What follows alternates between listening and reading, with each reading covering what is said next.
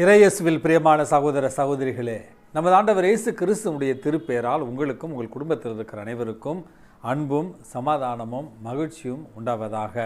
அன்புமிக்கவர்களே, June மாதம் 22ஆம் தேதி தாயாம் திரு அவை புனித தாமஸ் மூர் என்பவருடைய நினைவு நாளைத்தான் கொண்டாடுகிறது. இந்த புனிதரானவர் இங்கிலாந்து தேசத்தை சார்ந்த ஒரு மிகப்பெரிய பணக்கார குடும்பத்தைச் சேர்ந்த ஒரு குழந்தை. இவருடைய தந்தை இங்கிலாந்து தேசத்தில் ஒரு புகழ்பெற்ற நீதியரசராக இருக்கிறார். தன்னுடைய இந்த மகனை அதே நீதித்துறையில் படிக்க வைத்து மிகப்பெரிய ஒரு வழக்குரைஞராக ஆக்க வேண்டும் என்பது தான் தந்தையினுடைய ஆசை. அதை நிறைவேற்றும்படியாக ஒழுக்கத்திலும் கீழ்ப்படிதலிலும் சிறந்து விளங்கி இவரும் ஒரு வழக்குரைஞராக வளர்ச்சி பெறுகிறார். அதற்கு பிறகு இங்கிலாந்து தேசத்திலேயே ஒரு பிரபலமான வழக்குரைஞராகவும் இவர் இறந்தார் என்றும், இவர் வாழ்ந்த அந்த ஒரு காலகட்டத்தில் இவர் ஒரு புத்தகத்தை எழுதுகிறார், உத்தோப்பியா அப்படி என்று. இந்த அரசு அல்லது இந்த உலகம், இந்த அரசியல் அமைப்பு எப்படி இருக்க வேண்டும், ஒரு உன்னதமான வளர்ச்சி அடைந்த நாடு எப்படி இருக்க வேண்டும் என்று அந்த ஒரு புத்தகத்தினால தான் மிக பிரபலம் அடைகிறார். இதன் ஒரு காரணமாக அப்பொழுது நடந்த அந்த நாட்டினுடைய தேர்தலில் வெற்றி பெற்று அரசனுடைய அமைச்சரவையில் நீதித்துறையினுடைய தலைவராக இவர் பணியாற்றி வந்தார் என்றும் இவருடைய வாழ்க்கையில் நம்ம பார்க்கிறோம். அன்புமிக்கவர்களே, இவ்வளவு பிரபலமாக வாழ்ந்த தாமஸ் மூருடைய வாழ்க்கையில் அப்பொழுது வாழ்ந்த அரசன் 8ஆம் ஹென்றி, இது 16வது நூற்றாண்டினுடைய தொடக்கத்தில் நடக்கிறது. அந்த அரசனுக்கு கேத்தரின் என்கிற ஒரு மனைவி.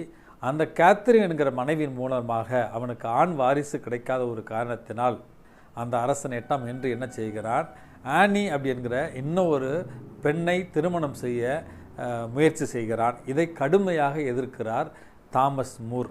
இதன் ஒரு காரணமாக கத்தோலிக்க திருச்சபையில் மிகப்பெரிய ஒரு பிளவை அந்த அரசன் 8ஆம் ஹென்றி வரலாற்றில் ஏற்படுத்துகிறான். இந்த இங்கிலாந்து தேசத்தினுடைய கத்தோலிக்க திருச்சபைக்கு நானே அரசன், நானே சமய தலைவன் அப்படி என்று சொல்லி திருச்சபையில் ஒரு மிகப்பெரிய ஒரு பிரிவை ஏற்படுத்தி ஆங்கிலிக்கன் சர்ச் என்று சொல்லப்படுகிற ஆங்கிலிக்க திருச்சபையை கத்தோலிக்க திருச்சபையிலிருந்து பிரிப்பதற்கான காரணம் இதுதான் என்று வரலாற்று அறிஞர்கள் சொல்லுகிறார்கள். அந்த அரசனுடைய அந்த மறுமணத்தை இவர் எதிர்த்த ஒரு காரணத்தினால் இவர் சிறையில் அடைக்கப்பட்டு பல சித்திரவதைகளுக்கு உட்படுத்தப்பட்டு கடைசியில் கொலை செய்யப்பட்டார் என்றும் இவருடைய வாழ்க்கையில் நம்ம பார்க்கிறோம். அன்புமிக்கவர்களே, கடைசி வரையில் தன்னுடைய வாழ்நாளில் கடவுளுக்கு மட்டுமே பிரமாணிக்கமாக இருந்த புனிதர் தான் இந்த புனித தாமஸ் மூர்.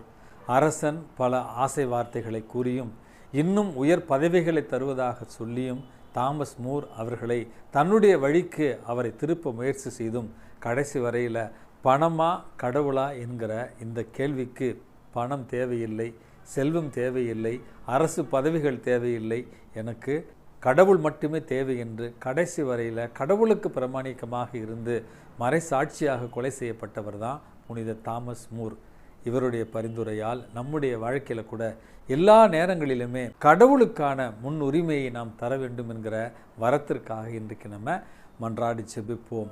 புனிதர்களுடைய வரலாற்றில் நம்ம பார்த்தோம் என்றால் புனித பிரான்சிஸ்கு அசிசியார், அவர் பிறந்தது ஒரு மிகப்பெரிய பணக்கார வியாபாரம் செய்கிற வர்த்தக குடும்பம். ஆனால் கடைசியில் இயேசுவுக்கு இணையாக இந்த உலகத்தில் ஏழ்மையாக வாழ்ந்த ஒரு புனிதர் என்று அவர் அழைக்கப்படுகிறார். அந்த அளவுக்கு இந்த உலகத்தின் செல்வத்தை துறந்து இயேசுவுக்கான எளிமையான ஒரு வாழ்வை வாழ்ந்தவர் தான் பிரான்சிஸ்கு அசிசியார். அதற்கு பிறகு திருச்சபையுடைய வரலாற்றில் நம்ம பார்க்கிறோம் புனித லொயோலா இஞ்ஞாசியார். அன்புமிக்கவர்களே, ஒரு பணக்கார பிரபுத்துவ குடும்பத்தில் பிறந்த அவர் அரசுகளுக்காக போரிட்டு கடைசியில் ஒரு போரில் காலில் குண்டடிப்பட்டு அவர் ஓய்வில் இருந்த நேரத்தில் தான் இந்த உலகத்தின் ஆற்றல், இந்த உலகத்தின் அரசுகள், இந்த உலகத்தின் செல்வம் இவற்றின் பயனற்ற ஒரு நிலையை உணர்ந்தவராய் கடைசியில் இயேசுவை தன்னுடைய வாழ்வின் நண்பனாக்கி கொண்டு இயேசுவே முழு முதல் செல்வமாக தன்னுடைய வாழ்வில் நினைத்து தன்னுடைய நண்பர்களோடு சேர்ந்து ஆரம்பித்தது தான் சேசு சபை. அடுத்தது வரலாற்றில் ஹங்கரி தேசத்தினுடைய எலிசபெத் அம்மா ஒரு அரசியாக இருந்தாலும் தன்னுடைய கணவனுடைய இறப்பிற்கு பிறகு அந்த அரசு பதவியையும் அரண்மனையையும் செல்வ செழிப்பையும் விட்டுவிட்டு ஏழையருக்கு உதவி செய்ய தெருமுனைக்கு வந்தவர் தான் இந்த ஹங்கரி நாட்டினுடைய எலிசபெத் அம்மா. இந்த 3 புனிதர்களையும் நான் உங்களுக்கு இன்றைக்கு உதாரணமாக சொல்வதற்கான காரணம், அல்லது நேற்றைய புனிதர் புனித அலாசியஸ் கொன்சாகா மிகப்பெரிய ஒரு அரச குடும்பத்தில் பிறந்தவர். கடைசியில் எதுவுமே வேண்டாம் அப்படி என்று சேசு சபையில் சேர்ந்து 23 வயதில் இயேசுவுக்காக மரணித்தவர் தான் புனித அலாசியஸ் கொன்சாகா. இந்த 4 புனிதர்களுடைய வாழ்க்கையும் மறுபடியும் நம்ம பார்க்கிற பொழுது ஒரு உண்மை தெளிவுபடுகிறது. அன்புமிக்கவர்களே, செல்வமா, பணமா, இந்த உலகத்தினுடைய அதிகாரமா, அதற்கு எதிராக கடவுளா என்கிற கேள்விக்கு இவர்கள் எல்லோருமே கடவுளை தேர்ந்தெடுத்தவர்கள் தான். இன்றைக்கு நற்செய்தி வாசகத்தில் நமது ஆண்டவர் இயேசு கிறிஸ்து, உங்களால் 2 தலைவர்களுக்கு பணிவிடை செய்ய முடியாது, கடவுளுக்கும் பணத்திற்கும் நீங்கள் பணிவிடை செய்ய முடியாது அப்படின்னு சொல்லி, இந்த உலகத்தில் நாளைய பற்றிய அல்லது எதிர்காலத்தை பற்றின கவலையை மறந்தவர்களாய் கடவுளுடைய பேரன்பின் மீதும் பேர் இரக்கத்தின் மீதும் அவருடைய இறை பராமரிப்பின் மீதும் நம்பிக்கை வைத்தவர்களாக வாழுங்கள். காரணம், வானத்து பறவைகள், காட்டு மலர்கள் அல்லது காட்டு செடிகள் ஒவ்வொரு நாளும் இறைவனுடைய பராமரிப்பை நம்பி வாழ்கிற பொழுது மனிதர்களாகிய நீங்கள் கவலைப்படுவது ஏன்? நீங்கள் கவலைப்படுவதால் உங்கள் தலைமையில் இருக்கிற முடிகளில் ஒன்றை கூட்டவோ குறைக்கவோ உங்களால் முடியுமா? அப்படிங்கிற அடிப்படையான கேள்விகளை கேட்டு இந்த உலகத்தில் இன்றைக்கு நம்மில் பலருக்கு பிடித்திருக்கிற ஒரு பேய் என்பது கவலை, நம்பிக்கையற்ற ஒரு நிலை. நாளைக்கு என்ன நடக்கும்? கடவுள் நம்மளை காப்பாற்றுவாரா? அல்லது என் வாழ்க்கையில் இந்த நல்லதெல்லாம் நடக்குமா? அப்படி என்று நம்பிக்கையற்றவர்களாய் கவலையில் மூழ்கி இருக்கிற உங்களுக்கும் எனக்கும் பார்த்து தான் கடவுள் சொல்லுகிறார், கடவுளை இறுக பற்றி கொள்ளுங்கள், இந்த உலகத்தையும் இந்த உலகத்தின் மாயையையும் விட்டு விடுங்கள்.